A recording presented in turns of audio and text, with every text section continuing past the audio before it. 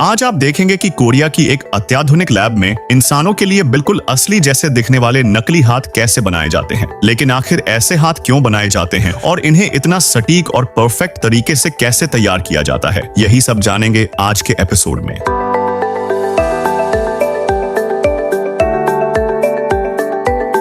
किसी भी प्रोस्थेटिक हाथ को बनाने का पहला और सबसे महत्वपूर्ण चरण होता है सटीक माप लेना, क्योंकि यहाँ थोड़ी सी भी गलती ग्राहक के लिए बहुत असुविधाजनक साबित हो सकती है। इसलिए सबसे पहले विशेषज्ञ डॉक्टर मरीज के स्वस्थ हाथ की कई दर्जन तस्वीरें लेते हैं। इसके बाद एक विशेष सेंसर डिवाइस की मदद से मरीज की त्वचा का रंग यानी स्किन टोन मापा जाता है। चूंकि हमारे शरीर का रंग हर जगह एक जैसा नहीं होता, इसलिए हथेली, उंगलियों और कलाई के रंग को अलग अलग रिकॉर्ड किया जाता है। इसके बाद शुरू होती है ग्रस्त हिस्से की क्लोनिंग प्रक्रिया। इसके लिए सबसे पहले मरीज के कटे हुए हिस्से पर काफी मात्रा में वैसलीन लगाया जाता है ताकि सांचा बनाते समय कोई समस्या न हो। फिर एक खास तरह के सिलिकॉन या एल्जिनेट मिश्रण से उस हिस्से का छाप लिया जाता है।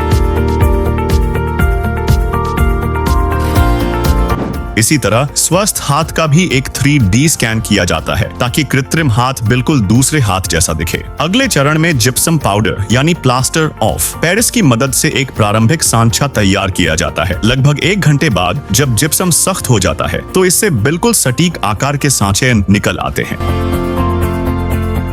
इसके बाद आधुनिक तकनीक का इस्तेमाल शुरू होता है। इन सांचे को 3D स्कैनर से स्कैन करके कंप्यूटर में लिया जाता है। वहां कुशल इंजीनियर सॉफ्टवेयर की मदद से दोनों हाथों के डेटा को मिलाकर एक अंतिम 3D मॉडल तैयार करते हैं। जब इस मॉडल को 3D प्रिंटर में भेजा जाता है तो कुछ घंटों में यह एक प्लास्टिक मॉडल बना देता है।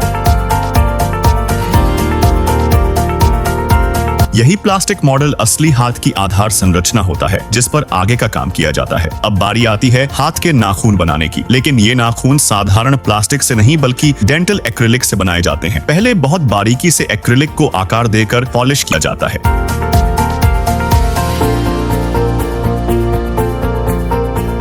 फिर शुरुआती तस्वीरों को देखकर हर नाखून पर हाथ से रंग किया जाता है ताकि छोटे छोटे सफेद निशान और प्राकृतिक पीलेपन जैसा असर दिखाई दे। इसके बाद शुरू होती है असली चुनौती, हाथ की त्वचा बनाना। इसके लिए पहले मापे गए स्किन टोन के आंकड़े एक मशीन में डाले जाते हैं। मशीन अलग अलग रंगों के पिगमेंट मिलाकर बिल्कुल इंसानी त्वचा जैसा लिक्विड सिलिकॉन तैयार करती है। यहाँ केवल एक रंग का इस्तेमाल नहीं किया जाता बल्कि त्वचा के नीचे की हल्की लालिमा और नीली नसों को दिखाने के लिए अलग अलग रंगों की परतें बनाई जाती हैं। सबसे हैरान करने वाली चीज होती है हाथ की बारीक डिटेलिंग। कलाकार बहुत पतली ब्रश से सिलिकॉन की परतों के अंदर नीली और लाल रेखाएं बनाते हैं जो बिल्कुल असली नसों जैसी दिखाई देती हैं। इसके बाद पहले से तैयार किए गए एक्रिलिक नाखूनों को सही जगह पर लगा दिया जाता है। हर उंगली की सिलवटें और रेखाएं बिल्कुल सटीक बनाने के लिए 3D प्रिंटेड मॉडल के ऊपर सिलिकॉन डाला जाता है और उसे वैक्यूम चैम्बर में रखा जाता है। इससे यह सुनिश्चित होता है कि सिलिकॉन के अंदर कोई हवा के बुलबुले न रहें और सतह पूरी तरह चिकनी बने। इसके बाद पूरे सेटअप को एक ओवन में लगभग 1 घंटे तक निश्चित तापमान पर गर्म किया जाता है। इससे सिलिकॉन और मजबूत हो जाता है। ओवन से निकालने के बाद सिलिकॉन को जिप्सम के सांचे से अलग किया जाता है।